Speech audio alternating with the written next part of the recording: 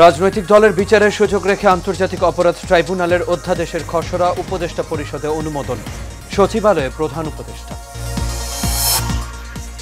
কোন দল রাজনীতিতে থাকবে কিনা সিদ্ধান্ত নেবে জনগণ, মন্তব্য মির্জা ফখরুলের। আওয়ামী লীগের বিচার চাপ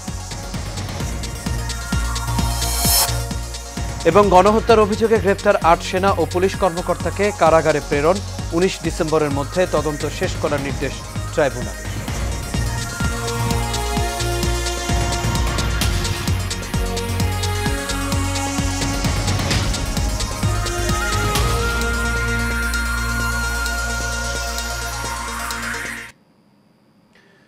সবাইকে স্বাগত এশিয়া নিউজে। দর্শক, পুরো সংবাদ জুড়ে আপনাদের সঙ্গে আছি আমি আনোয়ার রাজ। এতক্ষণ শুনছিলেন বিআরবি কেবল ইন্ডাস্ট্রিজ লিমিটেড সংবাদ শিরোনাম। এবার চলে যাচ্ছি পুরো খবরে। রাজনৈতিক দলের বিচারের সুযোগ রেখে আন্তর্জাতিক অপরাধ ট্রাইব্যুনালের অধ্যাদেশের খসড়া অনুমোদন করেছে উপদেষ্টা পরিষদ। এই অধ্যাদেশ জারি হলে মানবতা বিরোধী অপরাধে জড়িত রাজনৈতিক দলের বিচারের সুপারিশ করতে পারবে ট্রাইব্যুনাল। অন্তর্বর্তী সরকারের প্রধান উপদেষ্টার দায়িত্ব নেয়ার পর প্রথমবারের মতো সচিবালয়ে অফিস করে অধ্যাদেশ জারি করেন ডক্টর মোহাম্মদ ইউনূস। প্রধান উপদেষ্টার সভাপতিত্বে উপদেষ্টা পরিষদের বৈঠক অনুষ্ঠিত হয়। এ সময় প্রধান উপদেষ্টার সচিবালয়ে আগমন উপলক্ষে প্রশাসনের এই প্রাণকেন্দ্র ঘিরে কড়া নিরাপত্তা নেওয়া হয়।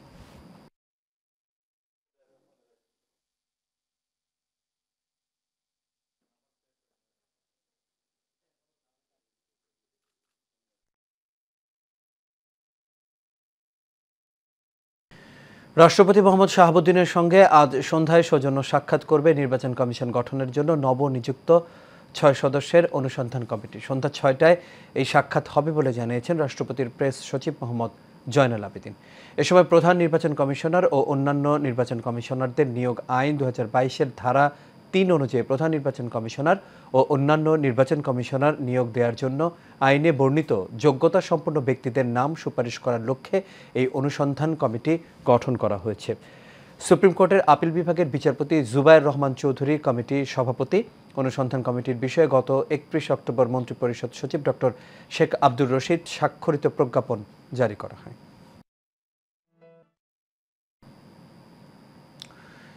কে রাজনীতি করবে আর কে করবে না সেটা জনগণ নির্ধারণ করবে। তবে রাজনৈতিক দল হিসেবে বিএনপি কাউকে বাধা দিতে পারে না। তবে মানুষ গুম, খুন ও হত্যার দায়ে আওয়ামী লীগের বিচার হওয়া উচিত, এমন মন্তব্য করেছেন বিএনপির মহাসচিব মির্জা ফখরুল ইসলাম আলমগীর। ফেনীর ফুলগাজীতে বিএনপির চেয়ারপারসন বেগম খালেদা জিয়ার বাড়ির আঙিনায় সাম্প্রতিক বন্যায় ক্ষতিগ্রস্ত শিক্ষার্থী ও জনসাধারণের মাঝে শিক্ষা উপকরণ ও ঢেউটিন বিতরণ কর্মসূচিতে তিনি এসব কথা বলেন। বিস্তারিত মণ্ডল এনামের রিপোর্টে। সাম্প্রতিক বন্যা ক্ষতিগ্রস্ত শিক্ষার্থী ও জনসাধারণের মাঝে শিক্ষা উপকরণ ও ঢেউটিন বিতরণ করতে এই কর্মসূচির আয়োজন করে বিএনপি। এ সময় বিএনপির মহাসচিব মির্জা ফখরুল ইসলাম আলমগীর বলেন, বিগত সরকার যে পরিমাণ হত্যা করেছে, লুট করেছে, তার দায় শেখ হাসিনা সহ সকলকেই দেশে এনে বিচারের আওতায় আনতে হবে, শাস্তিও দিতে হবে। তবে কোন দল অংশ নিবে আর কারা নিবে না সেটা বিএনপির সিদ্ধান্ত নয়। আমরা বলেছি যে আমরা একটা রাজনৈতিক দল, কে নির্বাচন করবে, কে রাজনীতি করবে, কে রাজনীতি করবে না সেটা তো নির্ধারণ করবে জনগণ। আমি একটা রাজনৈতিক দল হিসেবে তো সে নির্ধারণ করতে পারি না। সুতরাং এখানে কোনো ভুল বুঝাবুঝির অবকাশ নাই। আমরা কখনোই কাউকে কোন দলকে নির্বাচন করতে দিতে মানা করিনি। কিন্তু যারা হত্যা করেছে, যারা মানুষ খুন করেছে, যারা অন্যায় করেছে, দেশের আপনার সম্পদ নষ্ট করেছে, বিদেশে টাকা পাঠিয়ে দিয়েছে, তাদেরকে অবশ্যই হাসিনা সহ সকলকে নিয়ে সেখানে বিচার করতে হবে, তাদেরকে শাস্তি দিতে হবে। অল্প সময়ের মধ্যেই চিকিৎসার জন্য বিএনপির চেয়ারপারসন বিদেশে যাবেন বলেও জানান তিনি। আপনার কাছে একটা অনুরোধ করব, আপনারা এমন একটা মাটির মানুষ যে মাটি সব সময় অন্যায়ের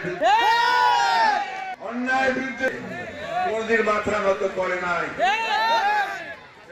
জুলাই অভ্যুত্থানের মাধ্যমে তৈরি হওয়া ঐক্য যেন কোনোভাবেই বিনষ্ট না হয় সে ব্যাপারে সবাইকে সজাগ থাকার আহ্বানও জানান বিএনপির মহাসচিব মির্জা ফখরুল ইসলাম আলমগীর। আসুন আমরা সবাই ঐক্যবদ্ধ হই, আমরা যেন ঐক্য ভেঙে না ফেলে, বিনষ্ট না করে আমরা যেন আমাদের একটা এখন নতুন সরকার আমরা দায়িত্ব দিয়েছি, ছাত্ররা দায়িত্ব দিয়েছে, তারা দেশটার এই জঞ্জালগুলো সাফ করবেন, সাফ করে একটা নির্বাচনের ব্যবস্থা করবেন। সেই নির্বাচনের মধ্য দিয়ে নতুন করে পার্লামেন্ট সরকার গঠন হবে। আমি আমার সাংবাদিক Mondal Enam, Asian Television, Dhaka. July August গণহত্যায় সাবেক আইজিপি চৌধুরী আবদুল্লাহ আল মামুন ও সাবেক সেনা কর্মকর্তা জিয়াউল আহসান সহ ৮ জনকে গ্রেপ্তার দেখিয়ে কারাগারে প্রেরণ করা হয়েছে। আগামী ১৯ ডিসেম্বরের মধ্যে তদন্ত শেষ করে প্রতিবেদন জমা দেওয়ারও নির্দেশ দিয়েছে আন্তর্জাতিক অপরাধ ট্রাইব্যুনাল। বুধবার ট্রাইব্যুনালের চেয়ারম্যান বিচারপতি মোহাম্মদ গোলাম মুর্তুজা মজুমদারের নেতৃত্বে ৩ সদস্যের ট্রাইব্যুনালে তাদের বিষয়ে শুনানি অনুষ্ঠিত হয়। এই চিমিত রিপোর্টে দেখুন বিস্তারিত।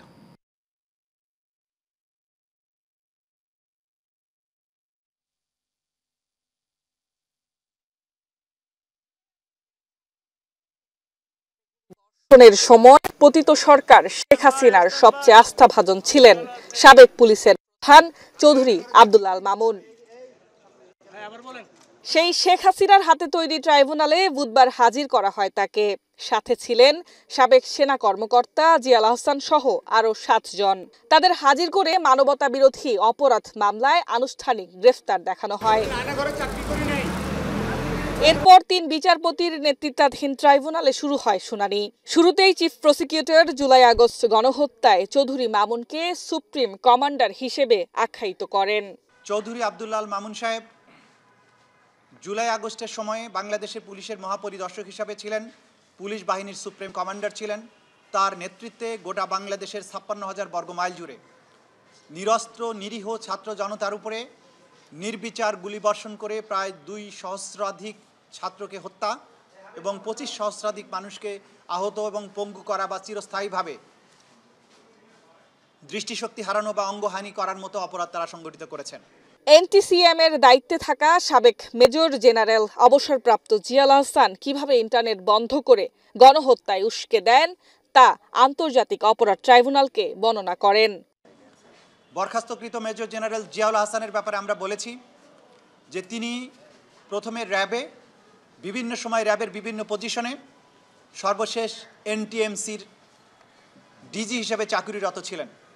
তিনি বাংলাদেশের গুম, এনফোর্সড ডিসঅ্যাপিয়ারেন্স এবং এই গুমের পরে নিয়ে গিয়ে তাদেরকে যে পৈশাচিক অত্যাচার, তারপরে হত্যা করে লাশ বিভিন্ন জায়গায় ডিসপোজাল করে দেয়া, এই কালচারের জনক হচ্ছেন তিনি। আশুলিয়ায় পুলিশের গাড়িতে ৪৩ জনকে পুড়িয়ে মারা, যাত্রাবাড়ির গণহত্যা, মিরপুরের গণহত্যার বর্ণনা দেন চিফ প্রসিকিউটর। সাভার অঞ্চলের একজন এসপি, একজন এএসপি, একজন ওসি যারা আশুলিয়াতে ৬টা ছেলেকে গুলি করে হত্যা করার পরে লাশ ভ্যানে মালপত্রের মতো এরকম চ্যাংদোলা করে প্রথমে রিক্সা ভ্যানে উঠিয়েছে, পরবর্তীতে পুলিশের ভ্যানে তুলে পেট্রোল দিয়ে আগুন জ্বালিয়ে তাদেরকে পুড়িয়ে নিশ্চিহ্ন করতে চেয়েছে, প্রমাণ করতে চেয়েছে যে পুলিশ ভ্যানে আন্দোলনকারীরা আগুন দিয়ে এই লাশগুলো পুড়িয়েছে। তারা যে অপরাধগুলো করেছে এগুলো শয়তানও করতে ভয় পাবে।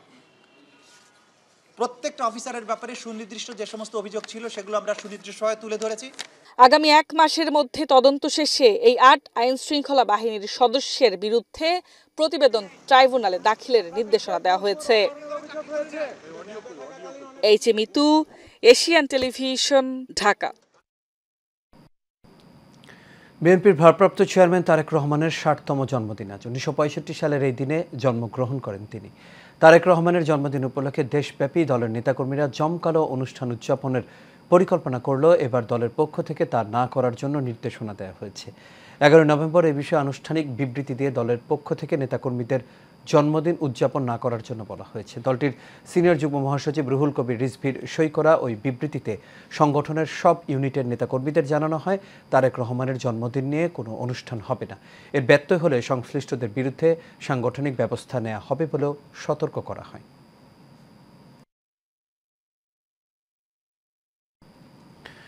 তিন দিনের মধ্যে রাজধানীতে ব্যাটারি চালিত অটোরিকশা চলাচল বন্ধে হাইকোর্টের নির্দেশনা বাস্তবায়নে মাঠে নেমেছে পুলিশ। এদিকে জীবিকার দোহাই দিয়ে আন্দোলনে নামার ঘোষণা রিকশা চালকদের। শেখ সোহাগের প্রতিবেদন আর ক্যামেরায় ছিলেন সাপির রহমান। হাইকোর্টের নির্দেশনায় ব্যাটারি চালিত রিকশা বন্ধ হলেও রাজধানীর প্রধান সড়কে এখনো চলছে অবৈধ এই ৩ চাকার বিপজ্জনক বাহন। প্রচলিত রিকশার চেয়ে দ্রুত গতিতে চলায় ব্যাটারি চালিত রিকশা এখন নগরীর আতঙ্কের কারণ হয়ে দাঁড়িয়েছে। নগরীতে চলছে 8 লাখ অবৈধ অটোরিকশা। তবে আয় উপার্জনের পথ বন্ধ হয়ে গেলে আন্দোলনের বিকল্প দেখছেন না অটোরিকশা চালকরা। এই অটো দিয়া আমার ফ্যামিলি চলে, এই অটো দিয়ে আমার রিজেক্ট। এই অটো যদি বন্ধ হয়ে যায় তাহলে আমরা রাস্তা আন্দোলন করবো। এখন বয়স হয়ে গেছে, আমার গাঁটায় ব্যথা, অটো ছাড়া চালাইতে পারি না। যদি এটা বন্ধ হয়ে যায় আমাদের রিজেক্টের কোনো ব্যবস্থা নাই। চাকরি বাড়ি হইতেছে না, লেখাপড়া বহুত করছি, তার কারণে আমি অটোরিক্সা হাতে নিছি। এখন অটোরিক্সা বন্ধ হয়ে যায়, আমি আমার বউ পোলাপান বাপ বা ছোটো ভাই নিয়ে খুব কষ্ট করে যাবো। বন্ধ করে দিলে আমরা কীভাবে বাঁচবো? আমাকে ব্যবস্থা করতো, বন্ধ হলে আমরা খাবো কি? সরকার একটা ব্যবস্থা করে দেখ। বিভিন্ন সময় অভিযান চালিয়ে বন্ধ করা যায়নি। হাইকোর্টের নির্দেশনায় কঠোর অবস্থানে যাচ্ছেন বলে জানান ট্রাফিক বিভাগের এই কর্মকর্তা। তো মহামান্য হাইকোর্টের যে নির্দেশনা রয়েছে সেই আলোকে আমরা মহাসড়কে বা ঢাকা আমাদের যে গুলশান ট্রাফিক ডিভিশনের এরিয়া রয়েছে সেই এলাকাগুলোতে যেন সড়কে কোনো ব্যাটারি চালিত রিক্সা না চলতে পারে সেই বিষয়ে আমরা কার্যকর ব্যবস্থা গ্রহণ করছি।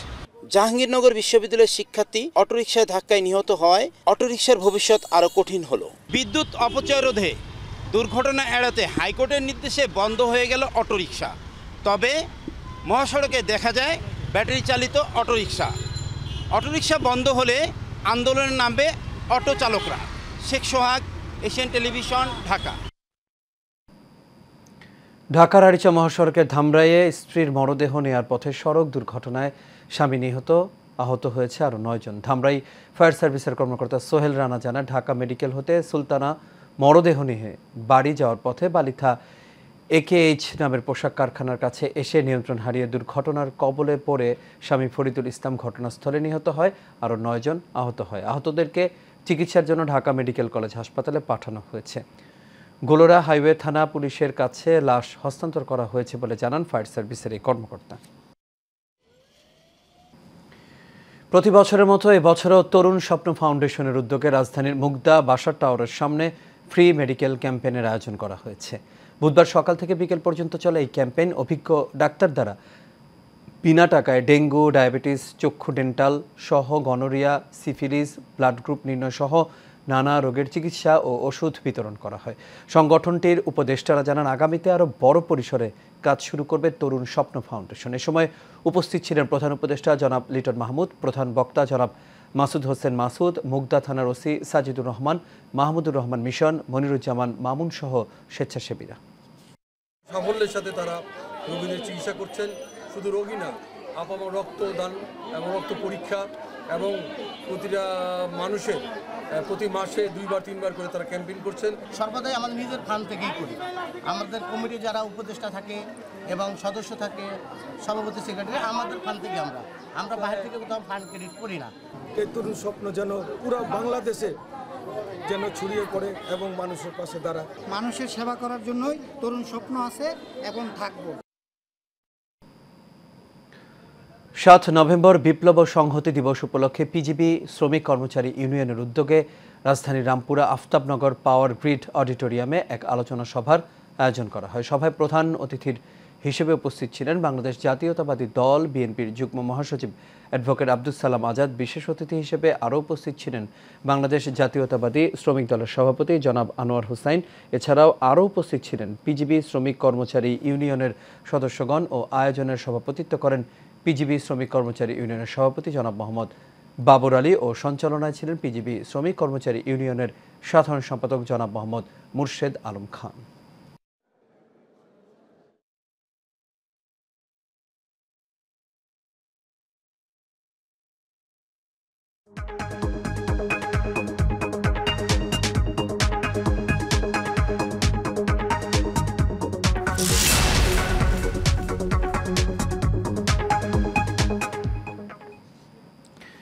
এক্সিম ব্যাংক বাণিজ্য সংবাদ। রংপুরের পীরগঞ্জে আগাম জাতের মুড়ি কাটা পেঁয়াজ উৎপাদনে বাম্পার ফলনেও হাসি নেই চাষিদের মুখে। তাদের অভিযোগ, বাজার ভারসাম্যহীনতায় মিলছে না ন্যায্য মূল্য। লোকসান ঠেকাতে তাই আমদানি বন্ধ এবং কৃষক পর্যায়ে সুনির্দিষ্ট বাজার মূল্য নির্ধারণের দাবি কৃষকদের। পীরগঞ্জ থেকে মিনহাজুল ইসলাম মিলনের পাঠানো তথ্যচিত্রে বিস্তারিত জানাচ্ছেন সঞ্জিতা হক স্বর্ণা। অতিবৃষ্টি আর নানা ভোগান্তি মাথায় নিয়ে আগাম জাতের মুড়ি কাটা পেঁয়াজ চাষ করেছেন পীরগঞ্জের কৃষকরা। শীতকালীন মুড়ি কাটা পেঁয়াজ তুলতে এখন ব্যস্ত সময় পার করছেন তারা। আগাম জাতের এসব পেঁয়াজ যাচ্ছে ঢাকা সহ দেশের বিভিন্ন পাইকারি আড়তে। তবে বীজ ও সার সহ সব ধরনের উপকরণের দাম বাড়ায় ন্যায্য মূল্য পাচ্ছেন না বলে জানিয়েছেন কৃষকরা। এছাড়া কাঙ্ক্ষিত দাম না পাওয়ায় হতাশ ব্যবসায়ীরাও। মাল কেনা লাগে 7,000 টাকা 8,000 টাকা মন, এখন বেচতেছি কম দাম। এতে সারের দাম কম বেশি, আপনার কীটনাশক ওষুধের দাম বেশি, কিষাণ খরচ বেশি, তাতে দামের দাম 35 চাষটা সহকারে কিষাণ বার সহকারে 2,10,000 টাকা খরচ আমার। আমি পেঁয়াজ বিক্রি করছি 35,000 টাকা। এদের থেকে খুব আহামরি কোনো লাভ নেই। আমাদের এই পেঁয়াজ আছে ঢাকা কারণ বাজারে, তারপরে আপনার গাজীপুর চৌরাস্তা, ভৈরবে, সব জায়গায় যাচ্ছে, সব জায়গায় দাম কম। আমরা কৃষকের কাছে কিনতেছি 1500-1600 টাকা মন। এখানে আপনার 1 কেজিতে খরচও প্রায় 4 টাকার মতো হচ্ছে। তাতে ওখানে যা দামে বিক্রি করতেছে তাতে আমাদের কোনো আসতেছে না, মুনাফা আসতেছে না। এদিকে কৃষি বিভাগ বলছে শীতকালীনে পেঁয়াজ বাজারে উঠলে দাম কমতে শুরু করবে নিত্যপণ্যটির। সাধারণভাবে পেঁয়াজের মূল্য এখন দেখা যাচ্ছে 120 টাকা যদি হয়, পাতা পেঁয়াজের মূল্য থাকে 50 থেকে 60 টাকা কেজি। ফলে এটি বাজারে একটা এই প্রভাব বিস্তার করে থাকে, ফলে আমাদের পেঁয়াজের দাম কমে যায় এবং আমরা যে আমদানি নির্ভর হয়ে যাই এই সময়টাতে, সেটা আমাদের কমে যায়। ফলে একদিক থেকে এই পেঁয়াজ চাষ অন্যতম লাভজনক একটা ফসল। আর একটা বিষয় হচ্ছে, যেহেতু পাতা পেঁয়াজ, এর ফলন দেখা যাচ্ছে হেক্টর যেখানে 15 টন পার হেক্টর হয়, সেখানে এর ফলন আসে 25 থেকে 30 টন পার হেক্টর, অর্থাৎ ফলনও দ্বিগুণ হয়। আলটিমেটলি আমাদের কৃষক এটা বাণিজ্যিকভাবে লাভবান হয়। উৎপাদন খরচ পুষিয়ে নিতে পেঁয়াজের ন্যায্য বাজার মূল্য নিশ্চিত করতে সংশ্লিষ্টদের প্রতি আহ্বান পেঁয়াজ কৃষকদের। সানজিদা হক, এশিয়ান টেলিভিশন। আর এর সাথে শেষ করবে এশিয়ান নিউজ। তবে যাবার আগে বিআরবি কেবল ইন্ডাস্ট্রিজ লিমিটেড সংবাদ শিরোনামগুলো দেখে নেব দর্শক আরও একবার।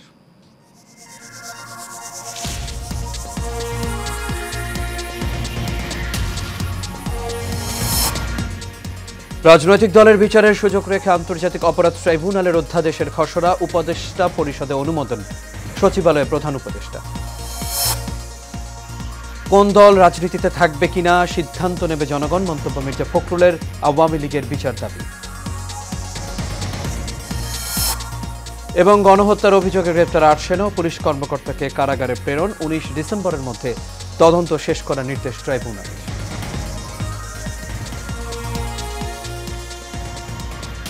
দর্শক, এই ছিল আমাদের এখনকার আয়োজন। আমাদের পরবর্তী সংবাদ দেখার আমন্ত্রণ রইল। এতক্ষণ সাথে থাকার জন্য সবাইকে ধন্যবাদ।